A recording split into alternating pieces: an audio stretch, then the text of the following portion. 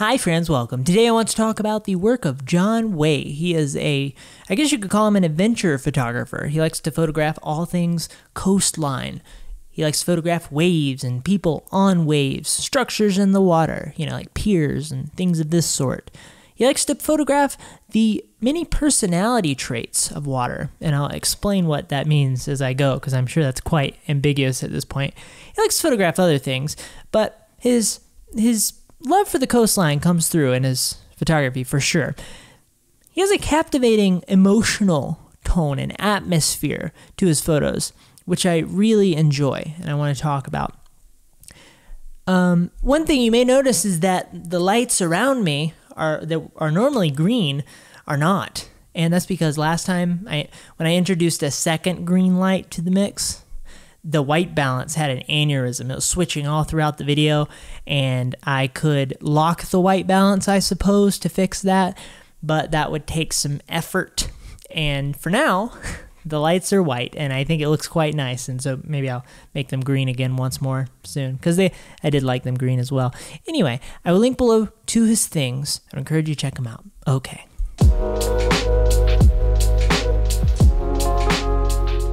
The first photo I take a look at today is of a surfer. He is sitting on a calm sea, resting, perhaps after a wave, maybe thinking about life and the cards that life has dealt him. It's a very technical photo.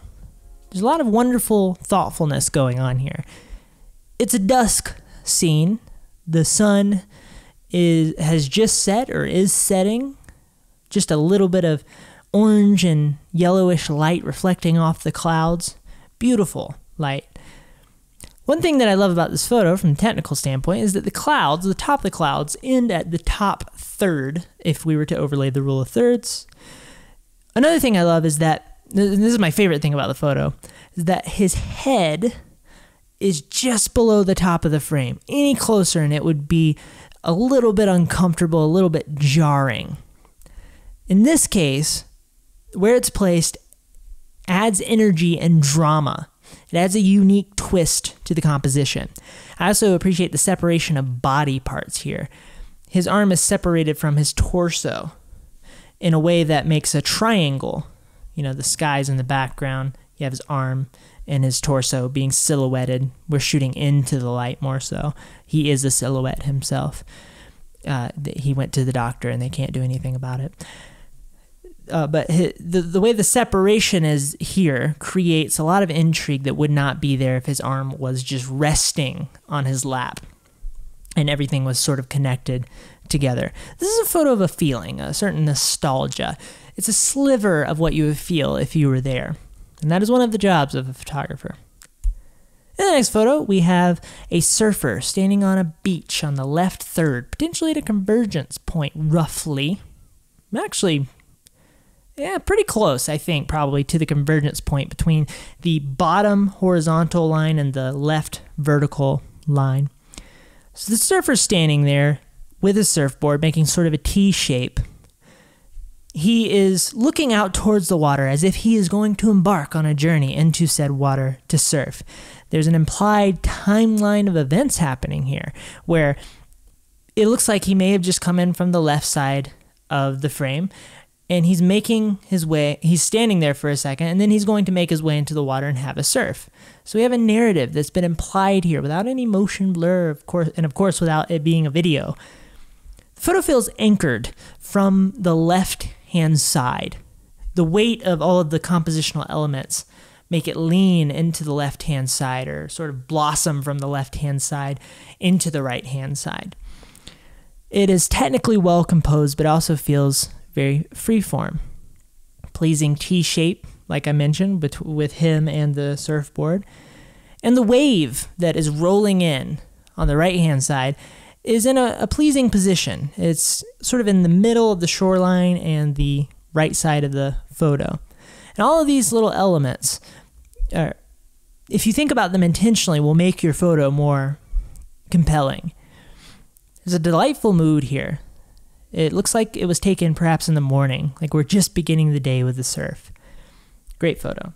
We have another one of a surfer on the wave. He's in mid-ride, taming the wave as the young folks say, shredding some gnar. He is just dropped into the wave, and he's in the center of the wave as it's curling. A trail of foam behind him. So once again, we have an implied narrative, an implied motion here. It's a bit further away from the surfer in the first photo. So we have more context. We have more understanding of the scene and everything that's going on. The foam separates the silhouetted person. The person is quite dark, and the light looks like morning light, pinkish, yellowish sky. But the person is a silhouette, and if this foam trailing behind him, the sort of comet trail, was not there, he would mesh with the wave in a weird way. In this case, there's contrast there. And this is something that a lot of times you do accidentally. It's hard to do this intentionally. So excellent technical skill on it, or excellent serendipitous readiness on his part. The bottom third acts as a bit of a subframing mechanism because it's out of focus, the part of the water that's closest to us. It adds context, but it doesn't overtake the frame. It makes it more intriguing, having part of the frame being taken up by more water in this way. I've noticed that he likes to tilt down his framing a little bit, tilt down his camera as he's shooting more than most might. It adds a stylistic uniqueness to his work. I appreciate how the surfer is in the middle of the wave as well, as opposed to up at the top of the wave or lower down. Perfect feeling photo. In the next one, we have a bit more of an urban exploration, desolate exploration kind of vibe happening. We have a pink building. We're looking on this building from an angle, which provides quite a bit of depth. We have a pink building against a blue sky. So we have this pink-blue contrast that feels quite nice. Now on the front, we have a mural with a giant bird, a bird that if it really existed at that size, we would all die. It would probably eat our heads off and feed it to its young. But the angle, like I said, the angle viewpoint creates some pleasing depth. There's a light pole on the right-hand side, which adds interest. If it weren't there, the photo would feel a little bit different. It would feel a little less balanced, I think. Another thing that creates balance is there's equal space on either side of the photo between the building and the edge of the frame, on the left-hand side and on the right-hand side. The photo feels very balanced, even though there's a lot of complexity going on with the angles and the geometry. Looks like it was taken with a 35 to 50 millimeter focal length that's wide enough to take in the information and enough context, but it's tight enough. It allows enough compression to occur that it gives it a bit of a fine art polish. It would feel very different if it was a much wider angle, I suppose. We have another photo taken in a rather desolate landscape as well, with a light pole in the center that looks like it was transplanted from the previous photo. Very interesting light pole as well. Just to the left of that light pole, we have a blue shack that matches the blue sky that fills up most of the frame. The blue shack has window frames that are yellow and a door frame that is also yellow. This yellow matches the yellow in the another subject that's in the background that are these two giant arrow art installation type things. They both hit the ground at the same diagonal angle, seemingly. And they act as a subject as well as, just like the two elements in the foreground, the light pole and the shack, act as a subject. Now what's interesting is we have grouping happening here that takes two elements and turns them into one subject while they still maintain their two element-ness, right? So we have two subjects that are prominent in the scene that add intrigue, but they don't fight against each other too much. But also, because of their proximity, they act as one subject. They're married. The two become one while still being two, right? I love that. It's very interesting to me. So every odd element in this scene adds intrigue. When you have a desolate space like this, with an open landscape, a little bit of vegetation that's not quite that interesting. Everything that you add to the frame that has some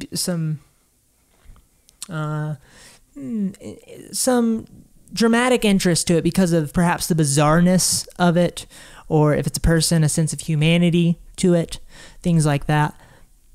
It gives it immense power because of the fact that the frame is so empty. And a good example of this is I took a photo recently on the edge of the Great Salt Lake. And this was a photo, I was walking around with my iPhone, doing a little iPhone photo walk.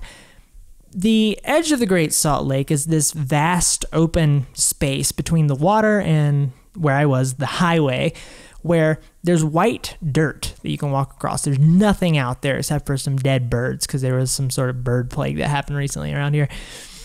And I can leave a comment if you want me to, lean into the details of that more. But there's a spot where there's a piano, an upright piano, in the middle of this white space. It has no business being there other than the fact that some human put it there and said, people will play this. My grandma had this in their house.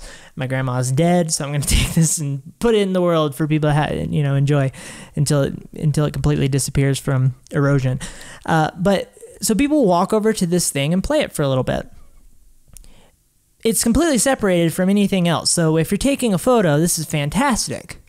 It has a powerful, intriguing quality to it because there's nothing else around it. If there was like a red pickup truck right behind it, it would completely destroy the aesthetic appeal of it. I took a photo of a guy playing the piano. His friend was filming him. I wish the friend wasn't there because that would have made the photo more exciting. And then in the background, I also captured a large smokestack. And this smokestack can provide some, metaphorical value. You can use your imagination. He's expressing himself, creativity, so smoke coming out of the top of the smoke. I forget if there was smoke, but smoke coming out of the top of the smokestack is it's his mind, creating a powerful force that could change the world. I don't know. But that smokestack in such a desolate landscape provides intrigue as well. And its enormity provides intrigue. That sort of effect happens in a similar way here. Nothing around, these two subjects made up of two groups. It's a dynamic photo. You start to see this rather simple photo that you may say, oh, that's nice, or you might just scroll past it, completely uninterested in it. Has a lot of thought behind it. It looks like he has a rather playful approach to these types of photos. Looks like he hovers around a little bit and tries to find how he can align things, and that playful approach can get you places that you can't get with other approaches, perhaps. In another photo, we have a house sitting in a green pasture, ocean in the background. This house is abandoned, dilapidated, broken down, lots of imperfection. The roof has caved in. So because of that, we have these beautiful accentuated triangular shapes that are made of the top half of the roof that would normally, or the wall that would normally hold up the roof.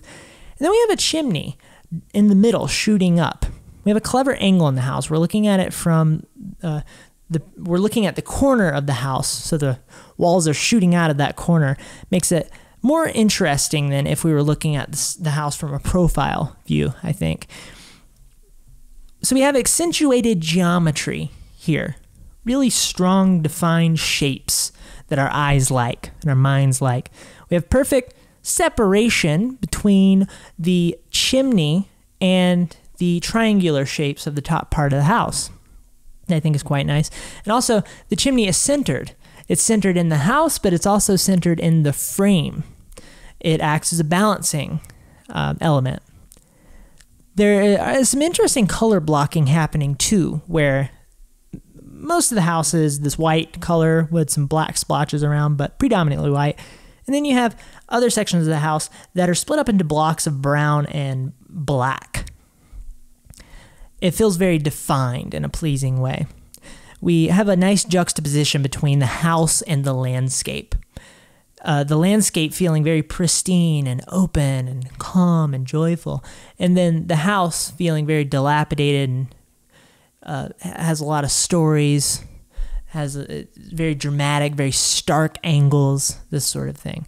It's a remarkable photo of a unique scene.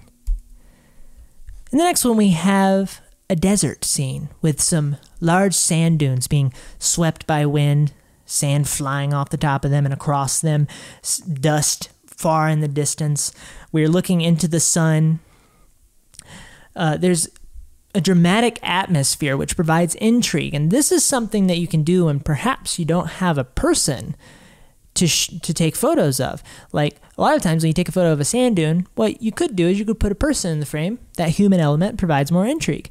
In this case, it's the dramatic atmosphere, it's the intense quality of the overall scene, the weather, the wind flying around, or maybe there's, if you had a tornado in the distance, or a rocket ship shooting out of the sand dune, all sorts of ways to. But in this case, the wind itself, the overall feel of the scene, the dreamlike quality that is partially brought on by shooting directly into the sun, that is a way to create aesthetic intrigue. We have creatively subversive framing, where the sand dune is not in the middle of the frame, as a lot of people might do if they were shooting this scene. It's on the right third. We also have the sun all the way on the right. It's a confident, bold framing that a lot of people would struggle with, perhaps. The sun, like I said, we're shooting into it. It provides this dreamlike feel.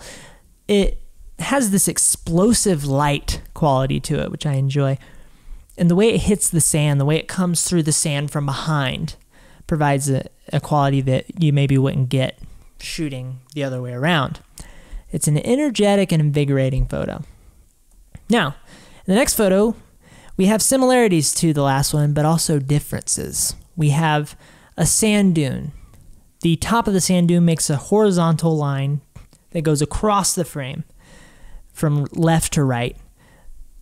The sand dune fills up the bottom 2/3 of the frame. The sky fills up the top third of the frame, roughly. Almost perfectly. A little bit roughly. Almost perfectly, but a little bit roughly. But almost perfectly. Now you see here, like I said, he likes to shoot waves. And you'll see a lot more wave photos, by the way. He likes to shoot waves. He's treating this sand dune a bit like a wave, which I find interesting. The horizontal line of the top of the dune has a calming effect. Horizontal lines tend to do this in photos. They feel balanced, they feel secure, they feel confident. There's a beautiful contrast between the sky and the dune here. We have a dramatic atmosphere, once again, spicing things up, but not in the same way that it did in the last one. You see the differences in how it changes the feel of the photo. But this one feels rather flawless. He has a very dynamic eye for shooting a particular scene from a lot of different standpoints. And who knows, this was maybe a different desert, but in a different day. But you see how he's able to, across space and time, shoot sand dunes from a lot of different perspectives and play around. And you can always do that when you're out shooting. You can always find a new angle. It feels similar but completely different than the last photo I showed you. In the next one, we have the Golden Gate Bridge. It is a night scene. The brightest points in the scene are the lights lighting up the towers of the bridge. The red towers that are so famous, that make the Golden Gate Bridge so famous. I think we should change it to the Red Gate Bridge because this inconsistency makes my head hurt, but oh well. There's a glorious play between blue and red here. What I mean is the red on the bridge is contrasted against the overall blue quality of the scene. It's very dark. The sky has a blue tone to it. It's not jet black. It's not just stars in the sky. He has shot it in a way to where we experience an overall blue feel. And this is a really pleasing, really glorious, flawless feeling contrast between the two. One thing I notice here is that, I think I mentioned it earlier in this video, forgive me, he likes to tilt down in his compositions. In this case, he tilted down a little more than I think a lot of people would. It's a pinch of salt in his work that I like a lot. The edges are quite beautiful, and specifically the right edge. If you look very closely, there are these smaller towers where the bridge starts. When I say smaller, I mean like like, you know, like I don't know, 3 stories tall at the most. These little things that the stay cables connect to. And that tower is separated from the edge of the frame and just a little bit, and it's quite pleasing how it's done. So his edges are quite flawless, which I enjoy. There is a beautiful hierarchy here. There is detail in the shadows, but they are not competing with the subject. The subject is quite bright, and the subject being the bridge itself, the 2 towers of the bridge. It feels organized. And another thing I noticed is I actually went and I was curious how well the 2 towers lined up with the overlay of the rule of thirds for the guideline. And I went into Darkroom app for your iPhone. I brought this photo in and just tried to line it up and see what happened. And it's basically perfect. So you may not have noticed this if you were just scrolling through Instagram and you came across this photo. You may not have noticed because of the way the photo is constructed. The tower is much further away than the other one, that they both land on the thirds, but that is part of what makes this photo so subconsciously pleasing to us. It works without you even noticing it a lot of times. That is how art goes. In the next photo, we have a detail shot, very close-up shot of a gentle splash of water. I have no idea how one would actually create this photo, which tends to make things more interesting for me. It's just a little spritz. It's like, I have no idea, like, what do? You take your pinky and just boop, pop the water? I don't know. Maybe it was a water droplet hitting the water and splashing up, but it's very diffused. It's just little, it almost looks like dust elements coming off the water. It's beautiful. We have a lovely deep blue and black color palette happening. It takes a different brain to take a photo like this. You have to think more molecularly than you would if you're taking a photo of a surfer, for example. The water layer is also on the bottom of the frame in a way that allows room for the splash to fill up the rest of the frame. If it was higher up, so say he put it closer to the middle, that splash would become less interesting. There would be less there. There'd be less context. It would be less pleasing. I'm saying this because I want us to think molecularly about our compositions. Sometimes it's very good to do that. So an interesting question to ask with this photo is, what is the subject?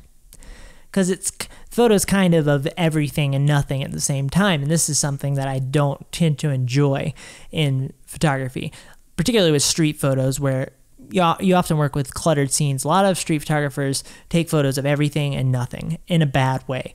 I can tell what they were probably going after, but it didn't quite translate. This is an everything and nothing photo, but it works. So why? Well, I think the subject of this photo is the beauty of the water itself. I think the subject of the photo is a feeling. The subject is a quality. It's a reality that resonates with the human experience in some way. So if you're trying to make an everything and nothing photo work, have a subject that's not visually defined as a person would be, for example, you have to know what the photo is about. You have to think about the emotional hierarchy of the photo just as much as the technical hierarchy of the photo. In the next one, and we're getting into some water photos now, we're going, this is the part where we go deep into his coastline / wave photography, and we explore the many different personality traits of water. We have a wave crashing onto us. We're sitting low below the wave, shooting into the sun. Once again, very dreamy effect caused by this.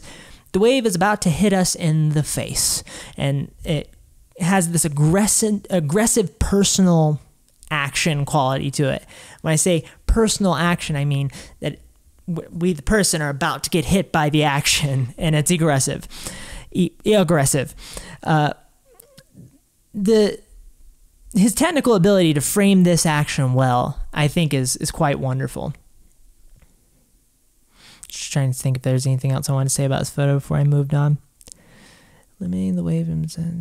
Oh yeah, one thing is that the sun, shooting into the sun in this way, the wave looks like it's illuminated from behind, kind of like a stained glass window, which I think is incredibly interesting. But it's just a very action-packed photo. And it's a good idea to really be thoughtful about how you can make your photos more action-packed if you want that. It's not an easy thing to do. It's not trivial. In this case, he got in the water, he got below the wave, and he let a wave hit him in the face. And that may be what you have to do as well. In the next one, we have what feels like a continuation of the previous photo. We have a wave hitting us in the face. We're very close with the water. The water fills the frame. It's a beautiful, abstract splash. And it feels like it literally hits you in the face. There's a tremendous amount of action here. If we go to the next one, we're shooting away from the side profile view. It's curling. And we only see one part of the wave. We don't see any extra fat. It's very lean. It's the curl of the wave that we're taking a photo of. We have these warm reddish shadows contrasted against the overall blue tone. I really love how tight he shot here. Be interested to know what his focal length was, but it provides some tremendous energy to the shot. Once again, a semi-abstract quality. It's blurred. It's quite blurred, unlike the two photos back. That one was very clear and stark. This one is, the action is provided by the fact that there is, he drugged the shutter. There's a motion blur.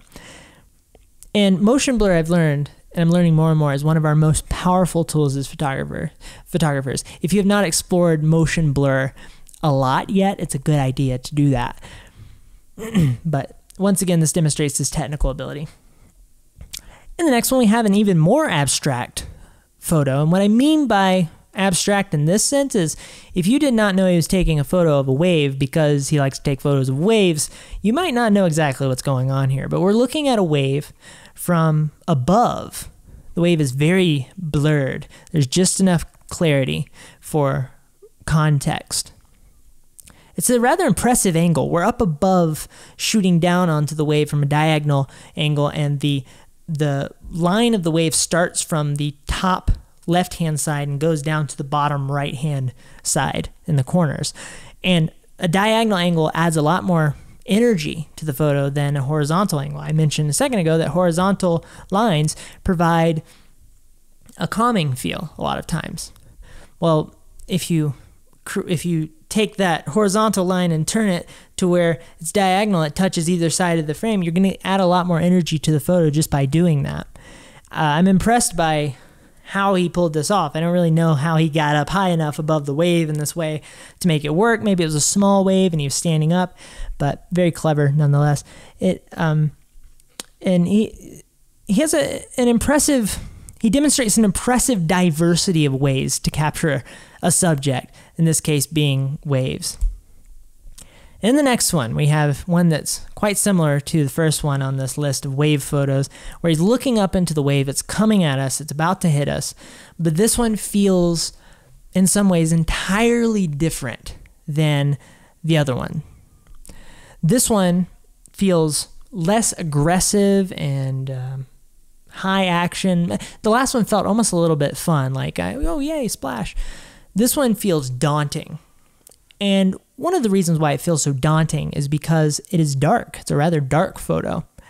The bottom half of the wave is completely dark. We have just enough light on the dark part of the wave to see the grooves of the water.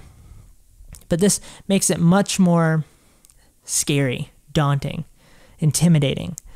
Once again, we have a diagonal line, not so aggressive as the previous one, but diagonal nonetheless, and it makes it feel more intense, less calming than a horizontal line. It makes the photo feel a little more unstable, right? When you're in the ocean, you're going to feel unstable, but it also feels quite aggressive. Feels like you're gonna die. In the next one, we have it's abstract, but it's also very clear at the same time. We are perhaps underwater or perhaps above water. It's hard to tell, but water and foam engulfs the frame, and it makes you feel like you're potentially drowning. There's interesting organic shapes occurring, so from a compositional standpoint, but overall the feeling of the photo is intense and beautiful or terrifying. It can be either one, or terrifyingly beautiful, perhaps. The photo, one of the things that makes this photo feel so terrifyingly beautiful is it's a little bit ambiguous. You can't quite tell what's up and what's down, or if we're under or above. There's no balance in this photo. In photography, balance calms us, just like the horizontal line does. There's no balance. There's nothing to orient ourselves. It's just water. It's just water and sea foam. Potential death. There's no stabilizing features here. He has so many distinct ways of capturing water. As I was collecting these photos, I was just so impressed by that, and hopefully you guys are getting that same feeling. And we're going on. There's more. There's another one where it was taken at night. We are above the water this time from potentially quite a distance away, or maybe he was standing up and it's a smaller wave and it looks bigger. But once again, we have this interesting angle looking down on the water where it feels like he could be in a helicopter. Maybe he can fly. Maybe he's using a drone. Who knows? But it really makes things more exciting the way that he does this, as opposed to having an angle that feels a bit more traditional. The water, in this case, the water in the foam engulfs the frame once again, but in a different way. Like I said, we're above the water. We have more context of what's going on. We don't feel like we're dying in this water. We feel like we're observing the power of it. And this photo is more about raw power. And this raw power is, for one, expressed by the foam and the intensity of the rolling water, but it's also expressed by the darkness. It's got that same daunting quality as the last one. So you see more and more how he explores the different characteristics of water. Now this next one is, we have a wave that is just begun to pick up. It looks like it's going to be a rather big wave. It's that part where you're in the ocean and the wave is kicking up and you don't quite know how big it's going to get, right? But to me, well, I'll explain the photo a little further. It's dark, once again, a lot of motion blurred to the point that the clouds in the background are motion blurred a little bit, I believe. Maybe just out of focus. They look like they're actually blurred by dragging the shutter. This is a very emotional photo to me, and I love that. Once again, we have this daunting darkness. The dark water occupies the majority of the frame here, with the bottom half being just this dark,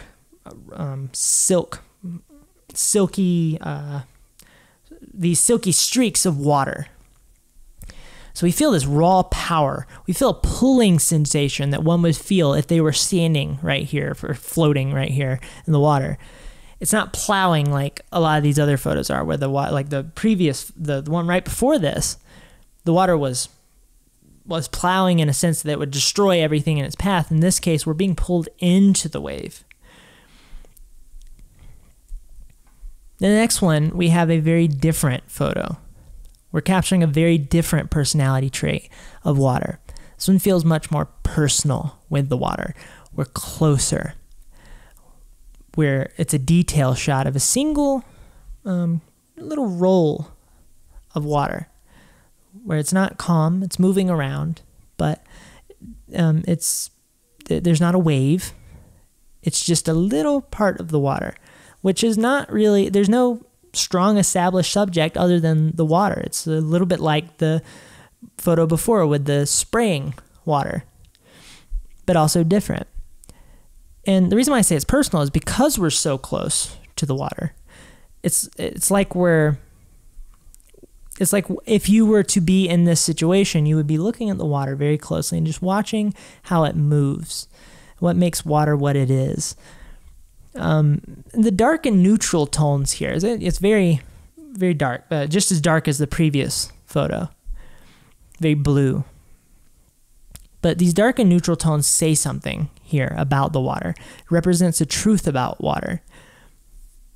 It's that it's beautiful and it's lovely and it's nourishing, but it's also cold and formidable, and it's something to be respected. And he captured all of that in this photo, and I think that's fascinating. In the next one, we have a photo of a surfer, once again, from far away. That looks like it was taken perhaps from the shoreline this time.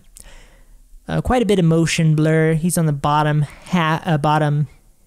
corner of the frame, gliding into the wave. He looks like he's confidently taming the wave. I love his expression. He's leaning back, he's leaning into it as he goes. A lot of the frame is filled up by the ocean in the background with no waves, so we just have this single wave. It's a more calming composition than what we've been looking at. And one of the reasons is because we have these horizontal lines, or we have the horizon being a horizontal line, and then the wave itself being a horizontal line, but a bit more organic as a wave is.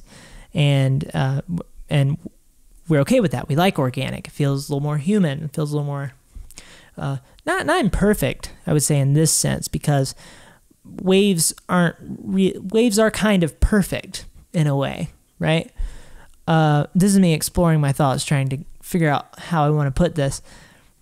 It feels natural. It's pleasing because it's organic and natural. But it's not imperfect in the same way that taking a photo of hands in a workshop with like blisters on them are imperfect. But yes, the horizontal line of the horizon on the top is perfectly straight. And we have this powerful sense of balance in this photo, which I love. But yeah, rousing motion blur, beautiful expression, lovely photo. In the next one, we have a photo of a person sitting calmly on the water, much like the first photo that I showed you in this collection. But it's much different in a lot of ways. This photo is out of focus. You can only tell it's a person because he's a black silhouetted, undefined kind of shape, but just defined enough that you can see the head and tell that it's a person. It's a very abstract photo. We have some beautiful bokeh circles on the left-hand side. This photo is about an emotional quality to me. It's about a deep sensation. It's about a nostalgic headspace. It's a foothold for our imagination. And on the bottom half of the frame, almost half of the frame is filled up with this blackness. Almost like he has stuck the camera underwater, and underwater is in fact oil. It's like just jet black. And the amount of black in the frame gives a certain seriousness to things, which I think changes this photo quite a bit. Now, this type of art is like a profound song. Because it leans more into an emotional quality than a clear, defined idea, it is something that we can't quite grasp. It's something that perhaps the artist who created the photo, in this case, can't quite grasp, but they're saying something, right? Now, in the next one, we have what looks like some sort of Mad Max or Waterworld, if you've ever seen that movie, type of scene. Very dark blue tones, almost nighttime, still a little bit light, or maybe early morning, perhaps. We have a shot of the ocean with mysterious dark structure in the middle, and it's in the center of the frame. And this mysterious dark structure, it looks like it's made of wood, and it's kind of straggly looking and lots of stark angles, and it doesn't feel like a pleasing place to be, perhaps. And this could just be because it's so dark and we can't see any detail on the structure, because this could be like some sort of vacation house, right? But in this case, it's very mysterious. It's a point of tension against the recognized elements in the frame. It's not abstract. It's not like out of focus. It's not motion blurred. It's very clear, but still mysterious because it's so dark and it's in such a dark scene. But it's also, because you can tell that this is made by humans, is a point of humanity surrounded by the vastness of the ocean. Photos like these become like a 3-second adventure in my mind when I look at them. I start to use my imagination, but it's very subconscious. Not like I'm like, maybe there are pirates there. Like, it's not like that. It's more like this quick that I experience because of the mystery, because of the fact that that it's like, what's that doing there? It's very bizarre, right? In the next photo, we have a not so mysterious structure. We have a pier shooting out from the left-hand side into the center of the frame. The main structure of the pier, little circular-looking building, or maybe rectangular, is perfectly in the center. We see all of the details. We can tell that this is not a place that's going to kill us with fire. It is a place that we could probably go and fish, right? But there's a strong hierarchy in this photo, which I love. The subject is centered. We have a leading line of the pier coming off from the left-hand side and going out to where it connects to the building. And perhaps it's a little bit calming because the leading line finds its endpoint in the center, right? It's like, oh, that feels nice. There is like a ridge of mountains in the far background that shoots out from the left-hand side as well. Everything in this photo seems to come from the left. It's a pattern that our minds catch on to. And so it's weighted from the left, or it's anchored from the left. Now, I'm going to digitally, with the power of editing, I'm going to flip this photo and show you what it would look like if everything was coming to the right. And you see that the left has a more settling feel than the right. The right has a more exciting quality to it, but the left, more settling, more calm, more pleasing. Interesting, right? So another thing that's interesting about this photo is these 3 wooden pegs that are on the beach in the foreground, perfectly spaced apart. More intrigue for our minds to eat and enjoy, like a lovely avocado. Now, we have another photo of a beach scene. We have a plethora of palm trees sitting on the ground, as palm trees do. I'm sorry. My brain gets a little fried by the end of these things. We have the beach filling up the bottom of the frame, not up to the bottom third, little lower, but looks it's a quite nice positioning of things. Nothing on the beach. And then begins the palm trees. And it's a plethora. They're not really organized. They're kind of all over the place. And if the subject of this photo, which is an umbrella, like a beautiful umbrella made of like palm branches or something found nearby to make up this umbrella, and the chairs below it were not there, it would create a hierarchy problem. It would just be a mess of palm trees. Even though it's a beautiful scene, and if you were there, you'd be like, oh my gosh, this is amazing. I want to stay here forever, especially if you live in Salt Lake City where the winters are long and cold. Particularly right now, it's still cold and it is no longer winter, and I'm furious about that. So I want to go to a place like this, and I want to enjoy this scene from my home while I can't be there. And one of the things that makes that happen in this case is because there's an established hierarchy, and that hierarchy is established because of the subject, the chairs and the umbrella. Does that make sense? So we enjoy this balance, it being perfectly in the center, it being there, it being a point of humanity, right? It's a defined subject, and if there was no subject, here, it would upset the hierarchy. It would make things confusing. It would just be a photo of nothing, everything and nothing. We can happily digest this photo because of the subject. Do you get it? It's because of the subject and the hierarchy. In the next photo, we have another beach scene. This one's quite interesting to me. We're standing underneath a pier, perhaps the same pier as in the previous photo.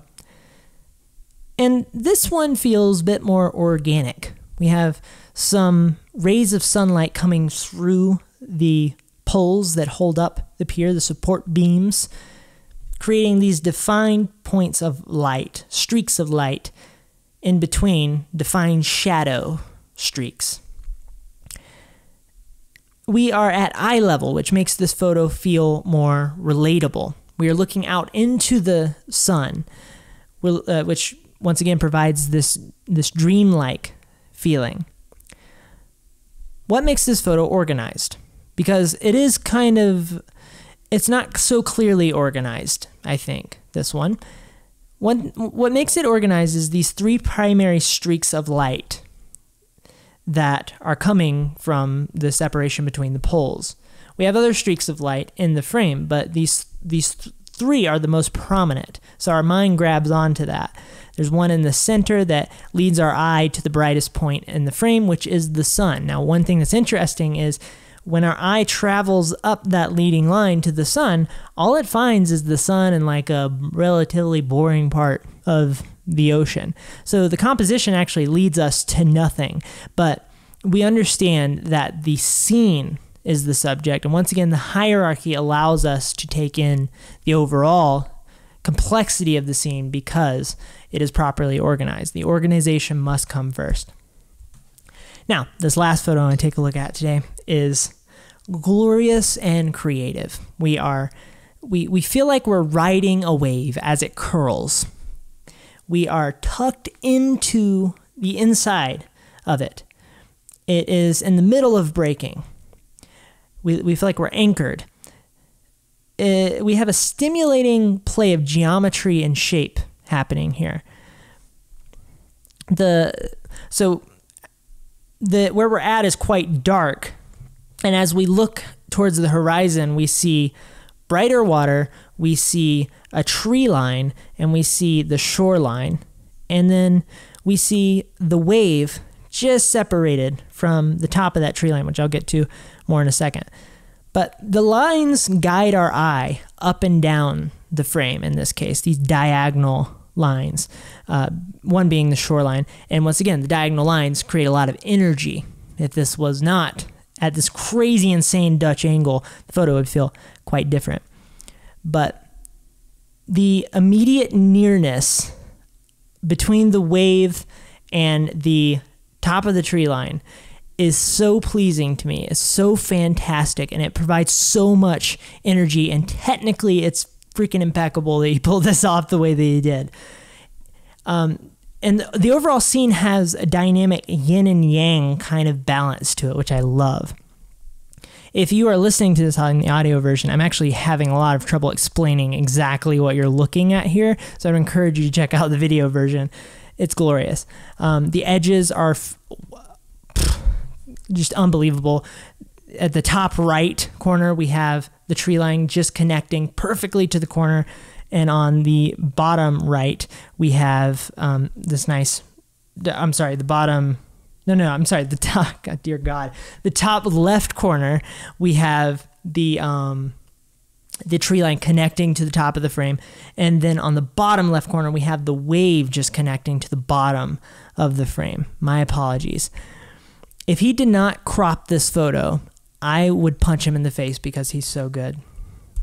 Okay, finally, before my camera dies, in conclusion, when we look at Jon Way's photography, we see a pairing of technical ability and emotional expression. His ability to do this is something that sets him apart from a lot of photographers. His photos are an expression of his mind, and I love this about photography. I love when you can really feel it in a particular photographer's work as well. It's what his mind does put into a photo. It's something that he found intriguing about the world around him. It's very similar to a painter. Now, the interesting thing about a painter is a painter can create something from nothing. You can paint any dream you've ever had, right? And I really envy painters because of this. I can't go and take a photo of a dream that I had that I want to remember. A painter can, if they're skilled enough, can make that happen and in very close realism to what they experienced. And so these characteristics in his work let us in on the perspective of his world. We have a lot of different angles and perspectives of the same subject, right? And that's very hard to do. That takes a lot of time and mastery to cultivate. It's perspectives that many people would miss, and he captures them with excellence. And his handle on motion blur is downright impressive. So I will link below to his things. I would absolutely encourage you to check him out. The photographers I tend to cover, I think, are just getting better and better. If you like this, it lets me know that you appreciated this video, and I appreciate that. If you can rate and review if you're on any of the podcasting places as well. Subscribe. I would appreciate that as well. That would make you very neat. And recommend people to me, photographers, that you enjoy that you would like for me to talk about, that I can go in detail about. Hope you have a lovely day. Goodbye.